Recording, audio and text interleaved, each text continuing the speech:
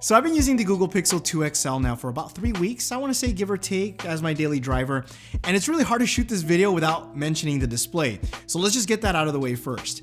If you're concerned about the display, I recommend if you live near a Verizon store, drive down there, check it out, use it for whatever, an hour or so, and if the display bothers you, don't buy it.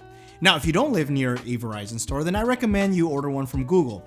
Use it for, however long you have till you can return it. And if you don't like it, return it and send it back. Google has a pretty good return policy, because if you can get past the display, which I have, and it doesn't bother me personally, this phone is amazing. The hardware, the software, everything all together, the whole entire package, it works really well. Android 8.0 has been so refined to the point where it's almost, I don't want to say perfect, but it's pretty flawless. Apps run really fast. The whole entire operating system is very smooth, fluid. And that's the thing, if you've never used a stock Android phone, it's a very different experience compared to anything else out there, because the operating system is very clean and it doesn't have any overlays on top of it like other manufacturers do that are going to slow the phone down. And you're also going to be first in line for updates, which is actually a big deal. So you combine amazing software experience with really good hardware, you're going to have a deadly combination, an awesome experience. And that's the thing, there's a lot of things that I didn't like about the original Google Pixel that were pretty much fixed on the Pixel 2 XL. One of them being the front-facing speakers. We didn't have that with the original Pixel, and the front-facing speakers on this guy sound awesome, and I'm tempted to say it's probably amongst the best on any Android phone available today. Something else that they've added or changed is that, or got rid of that chin, we now have more of a fuller display. Personally, I'm a fan of that, and a lot of newer phones have that, so that's a go, and there's no, weird notch or anything like that, which doesn't really bother me.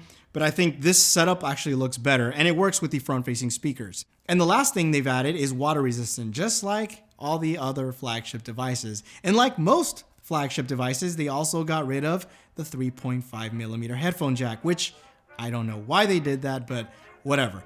The biggest reason why you may want to pick one of these phones up is the camera. The camera is on a whole different level. It's amazing. The pictures that I've taken with this phone have wowed me. Even the front-facing camera. I'm not a type of person that takes selfies. It makes me want to take a selfie because it's that good.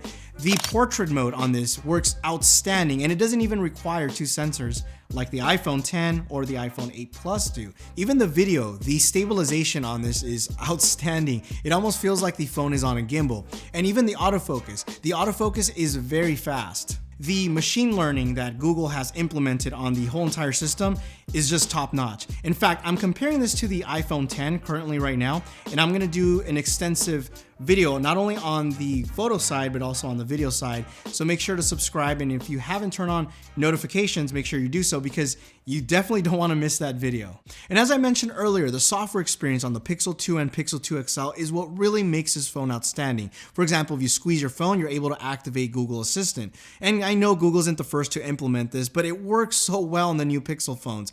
Same thing with having Google automatically detect a song that's playing and it's showing up on the always on display, or password autofill that's new to Android 8.0. It just makes it so much easier and convenient to use apps across different phones. And it's the little things that I love about Android and the new Pixel phones, because they're the first to get all of these updates. And the last thing I want to talk about is battery life. So we've gotten to the point now where it doesn't matter what type of phone, or flagship phone really, that you use, it's pretty much going to last you all day. And here's the thing, my usage is going to be different from yours, but I can tell you this much, from all the phones I've used, this is definitely in the top 3 in terms of battery life, which means it's outstanding.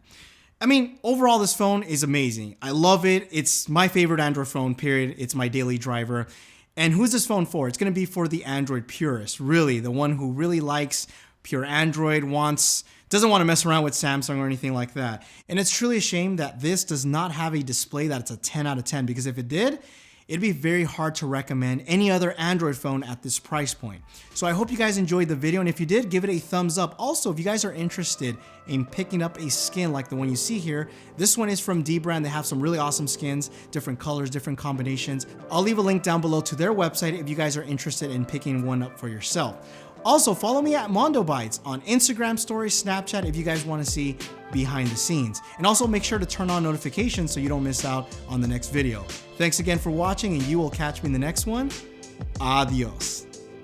See, as soon as I finish shooting this video, Google decides to roll an update to fix some of the saturation and boost the display. which in fact, even the color shifting has gotten so much better that I'm loving the phone even that much more. If it was another manufacturer, it either probably won't get updated or that update would take several months. This phone has been out for less than a month and it's already been updated. That's why I love the Google Pixel.